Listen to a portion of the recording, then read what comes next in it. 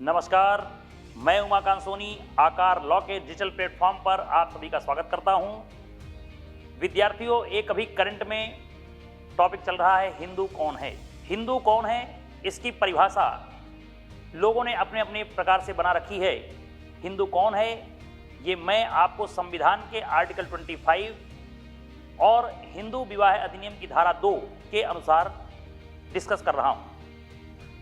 मित्रों, हिंदू के अंतर्गत या हिंदू के अंतर्गत कौन कौन व्यक्ति आता है, तो हिंदू में जैन, बौद्ध, सिख ये सभी हिंदू हैं या हिंदू के अंतर्गत आते हैं। संविधान के अनुच्छेद 25 और हिंदू विवाह अधिनियम की धारा 2 के अंतर्गत इसकी परिभाषा दी गई। अब क्वेश्चन ये उत्पन्न होता है कि आखिर हिंदू शब्द की परिभाषा में या हिंदू में और कौन कौन से व्यक्ति आ सकते हैं। यदि भारत भूमि पर किसी व्यक्ति का जन्म हुआ है और उसके धर्म के बारे में कोई जानकारी ना हो, जैसे बच्चे का जन्म हुआ और बच्चे को किसी ने जाकर के कहीं छोड़ दिया है या बच्चे का परित्याग कर दिया है, तो ऐसी परिस्थिति में वो हिंदू होगा कि मुसलमान होगा।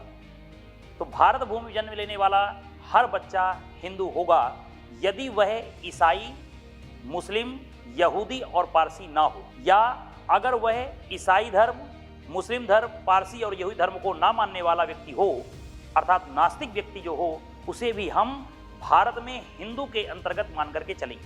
अगर माता पिता दोनों हिंदू हैं तो उनकी संतान तो हिंदू ही होगी, और यदि उनमें कोई एक हिंदू है, एक मुस्लिम है या दूसरे धर्म का है, तो ऐसी परिस्थिति में उसका लालन पालन कैसे हुआ है ये डिपेंड करेगा कि वह हिंदू है या किसी अन्य धर्म का है। जन्म से भी हिंदू हो सकते हैं, और अगर कोई मुस्लिम या अन्य धर्म का व्यक्ति चाहे तो वह भी हिंदू बन सकता है, तो इसको हम बोलते हैं कन्वर्टेड। तो हिंदू के अंतर्गत हिंदुओं की परिभाषा में हमको संविधान का अनुच्छेद 25 और हिंदू विवाह अधिनियम की धारा 2 में स्पष्ट परिभाषा मिली है, और इसके अंतर्गत हर व्यक्ति हिंदू में आता है। हिंदू विधि स्थानीय विधि नहीं है, बल्कि यह व्यक्तिगत विधि है। इसका अर्थ समझ लीजिए, क्या होता है स्थानीय विधि। स्थानीय विधि का मतलब है कि जहां वो रह रहा है वहां की विधि, और व्यक्तिगत विधि की वो जहां जहां जाएगा वहां पर उसके ऊपर हिंदू विधि शासित होगी। अगर कोई भारत का व्यक्ति अमेरिका जाता है, इंग्लैंड जाता है और वहां जाकर के अगर कोई काम कर रहा है, तो वहां पर ऐसी परिस्थिति में अगर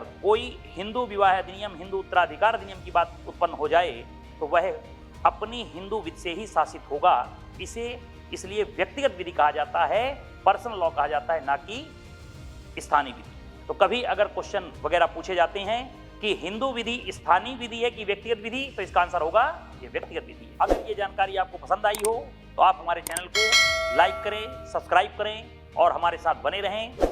थैंक यू।